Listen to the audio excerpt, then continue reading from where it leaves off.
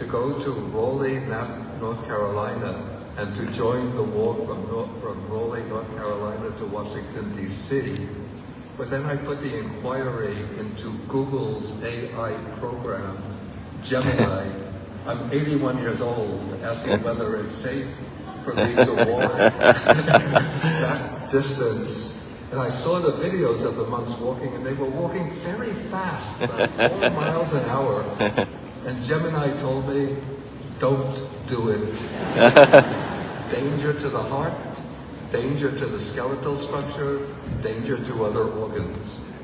But watching the videos, the YouTube videos of the walk and the Facebook videos, I was really amazed to see so many thousands of people of every ethnicity, every faith tradition, atheists, agnostics, coming out to welcome the monks, to greet them, to venerate them. And all of this showed to me, I have to say that this country is suffering, though it's the wealthiest country in the world, but it's suffering from a deep inner poverty. Though it's the most powerful country in the world, supposedly, but it's suffering from a deep inner weakness. And what these monks have done is to show that our fundamental value, the value that really appeals to our deepest spirit, is that of unity, the affirmation of the inherent dignity of every human being, and the desire for all of us to live in peace, unity, and harmony. So I hope that the message... a gift. Venerable Alukam Ramajoti Nayaka Thera and Reverend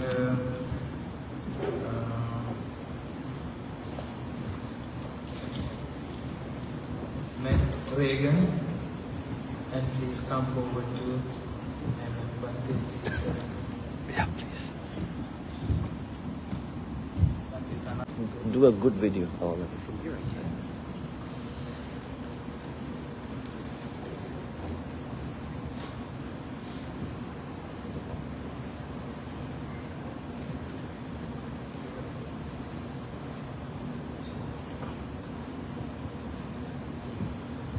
Most venerable members of the Mahasangha, dear friends, Sri Lankan Sangha Council of North America congratulates Venerable Panyagara and his Sangha members on the completion of their 2,300-mile Walk for Peace, which has inspired the world as an expression of the Buddha's sublime teachings of peaceful coexistence and loving kindness for all. On the 11th day of February in the year 2570 BE, February 11th, 2026 AD, signed by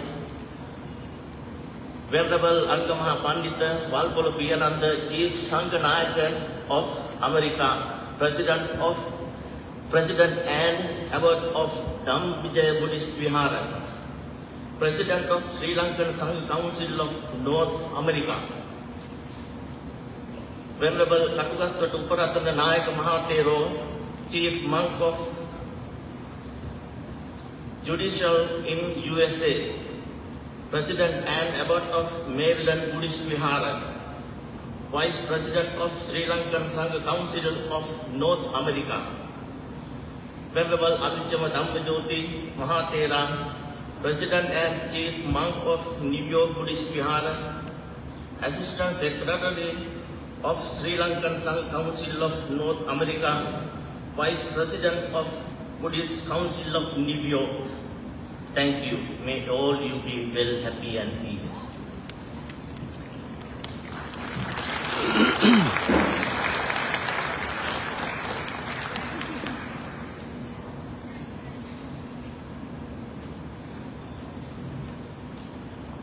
Venerable Anand and Reverend Matt Reagan together, and myself.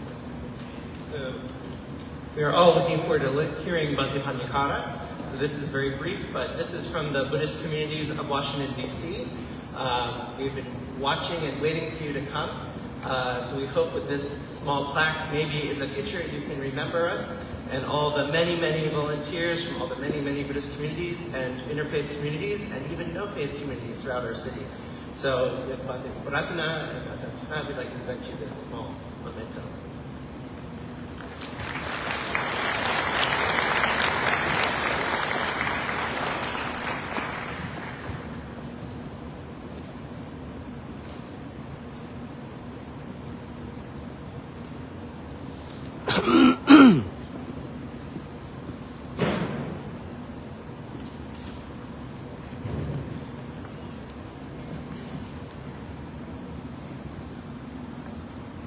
Respect to the Mahasangha who come in here today to support our War for Peace team.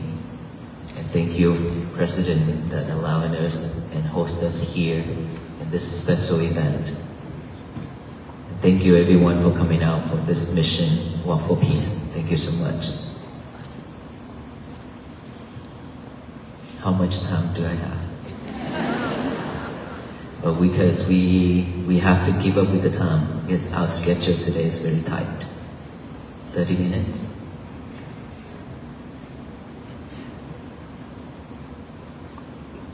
How many of us already listened to my talk? And why are we still here? How many of us already take that into action? Oh, that's a lot. We already have taken action. That's why we are here from Are Toronto. we at peace right now? That's why she shook her head. You're not at peace? How come? Stress? Even in this moment? No? Okay. Well, stress is always with us, unfortunately. If we are not mindful enough, we always live with stress. And mindfulness is the key. Mindfulness is something that we have to have. We have to live with. Every second, every breath. Otherwise, stress, anxiety, and depressions will always be there with us. Or will not, because your head is wandering around and your head is chasing, your mind is chasing after the thoughts. Whichever one is powerful, more powerful, it will pull you there. If our speech is not powerful enough versus your thought, then your thought wins over our speech. Is that right? That is when we live with suffering. But if our speech is powerful enough, and if you be able to focus, listen, pay fully attention to our talk, then all these inside, it will settle, will be settled, right? Because our mind can only focus at one thing at a time. It cannot be multitasked. Unfortunately, all of us are multitasking ourselves. And that is the reason why we cannot stay focused going on in our head. But when you're listening and checking on your phone at the same time, which one is listening? Which one is checking on the phone? Because the mind is only doing one thing at a time. Can take only one object at a time. Either this or this, right? So whichever one is stronger, it will pull you there. If this is stronger, it will pull your attention to here. If this is stronger, it will pull your attention to here. And that is when we stay focused. either here or here. So it's all up to us to decide which one that we want. And I have to tell you this. We've been living in this world long enough to associate, to do all kind of things unnecessary for our life. Create more challenge, more troubles, and bring suffer to us. A lot. More than enough. And if we cannot let go, if we cannot let go of everything just for a moment to look back within, we can never have peace. While we are here, if we cannot utilize this time to reflect ourselves, to pay fully attention to it, because we spend a lot of time and effort to get here, a lot of traffic out there, and while we are here, we still worry about everything else, and while we are here, we still doing something else. We waste our time. We waste our effort. How much more energy and time we have in this world to waste? I don't think we have that much time. Within one breath going in, without going out, we die. And we don't know when that moment will come. We could die at any time, any moment. Imagine if we die before we can focus in ourselves, focus on our breath. We breathe in every second, but never pay attention to our breath. Breathe and then breathe and then breathe, just like a robot, just like a machine, to survive. That is the habit. We don't even know how long our breath is, how short it is. We don't even have a moment to look back, to feel our heartbeat. We don't even have a moment to see our breath. But we're still doing that. That is the reason why I came up with this idea of walk for peace. Try to raise the awareness of peace that has been with us, with all beings, with all human beings, for a very long time. It's always with us. But like I said, we are way too busy to see it, to live with it. And that is why us venerable monks walking, hoping that to raise this awareness so that all people along the road who will meet, that can slow down, that can stop from doing everything else, to look back within, to find that peace, or to unlock that box where you have locked peace and happiness in it and forgotten it. There are so many people coming out to support this mission. And of course, there are people practicing take this into action seriously.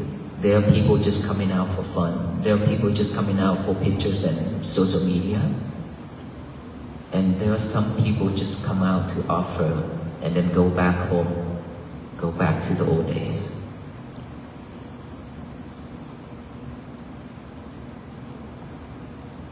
The year of 2026, over a month has passed. Very quick, very fast, isn't it? It's moving very fast.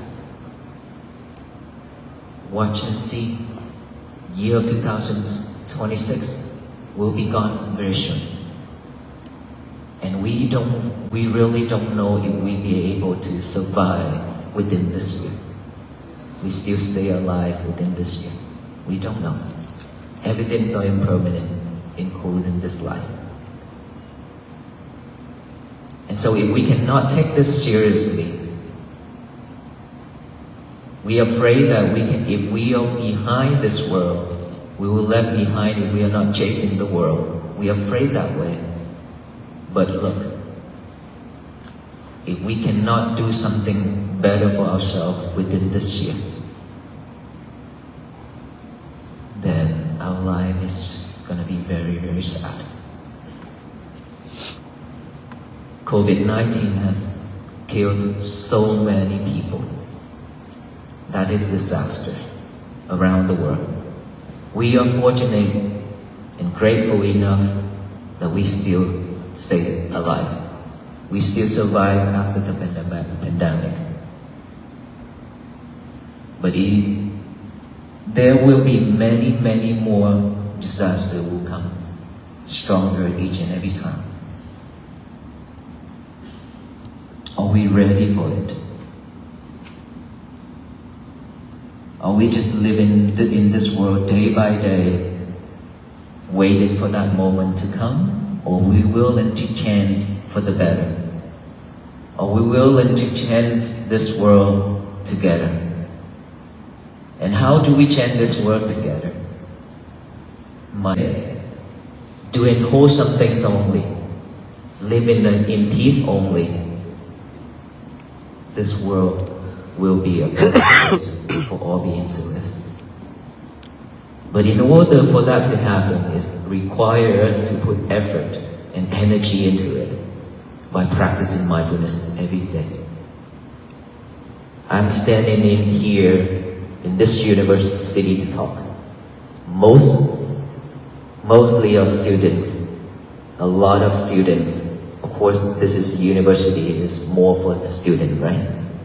Students, are you stressed? Because of schoolwork? Yes? Because of that goal that you set for yourself. Every day, you're stressed.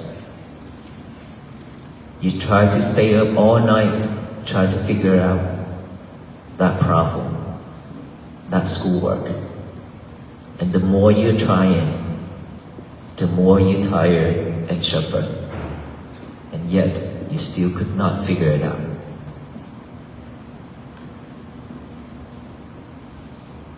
And now you live with anxiety and depression. And of course, after all that effort, if you fail, you'll be disappointed and you mad at yourself so much. And now you're even worse in depression. How do we change that?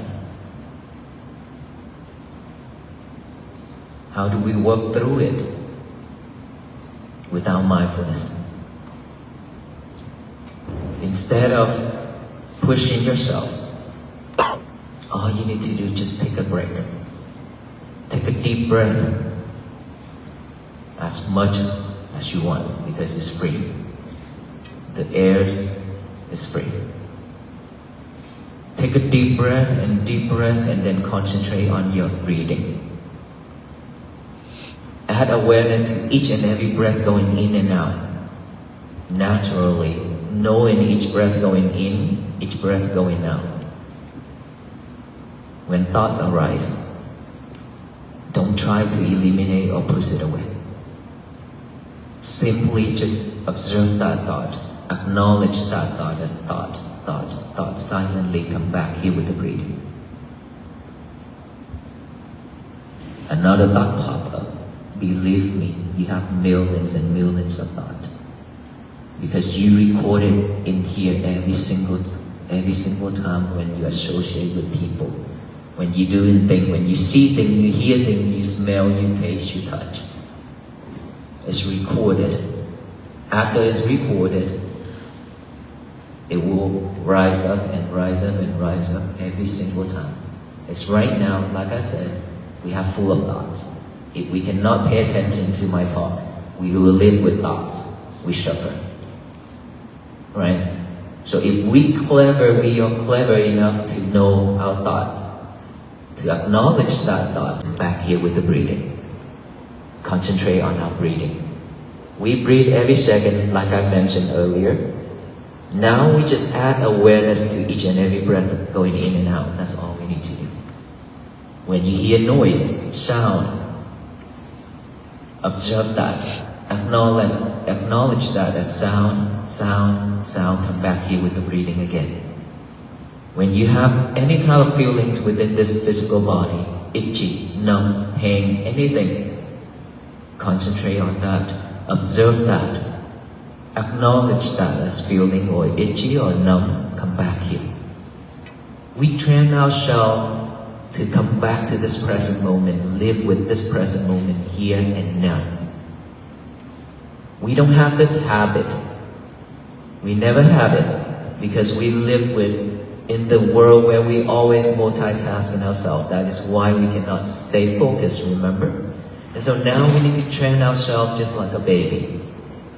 Train ourselves to go back to the old days, doing only one thing at a time. This is the only one thing that we are doing right now, or at that moment where you're practicing. Just pay attention to it. That is your job. That is your duty. Bring in that mind back to this present moment with each and every breath going in and out. If you could do that, you will have a peaceful day. If you remain practicing that every single day, you will have a peaceful life.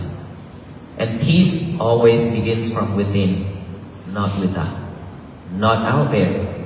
Don't expect the world to be at peace, because it will never happen. If we have 100 monks, not just about 20 monks, but if we have thousands of monks walking every day like that, the world still not going to be at peace. But all the human beings in this world are practicing mindfulness every single day. It will change this world to be at peace. The power of togetherness can change everything. The power of that positive energy that we are giving out to that universe starting from now, it will change everything. Instead of spread hate and anger and delusion and greedy, all that mind into this universe, now we should only spread loving kindness, compassion, and peace to the universe, so it can shower back down with loving kindness, compassion, and peace, so that this world will become a better place for all beings to live. So I hope after today, after our journey end in Washington DC, we all will continue this journey. We have to walk for the rest of our life. This walk is very meaningful. This walk could change our life, could change this world. So how many of us willing to walk to bring world peace? All of us? Yes? We all are going to walk. So you promise that you will walk with all the venerable monks until the end of our life, right? Yes? Yeah. Well, in spirit, I already talked about it. In spirit, that we walk means we practice every single day. Please, every day, write down that statement that I always said. Today is going to be my peaceful day. Live with it. Be mindful with it. May you all be well, be happy, and be peaceful. Thank you so much for all the love and support and hospitality. Thank you.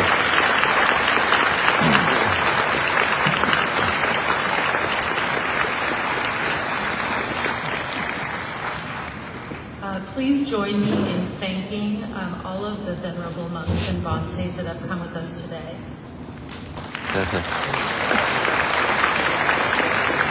Thank you to Victor Sankara for those wonderful words and inspiration.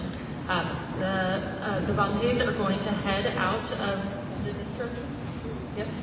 And I ask everyone in the audience to remain in place, remain seated until they have exited, and I will make another announcement when it is time to go, that you may either participate in breathing or in community with your neighbors until then.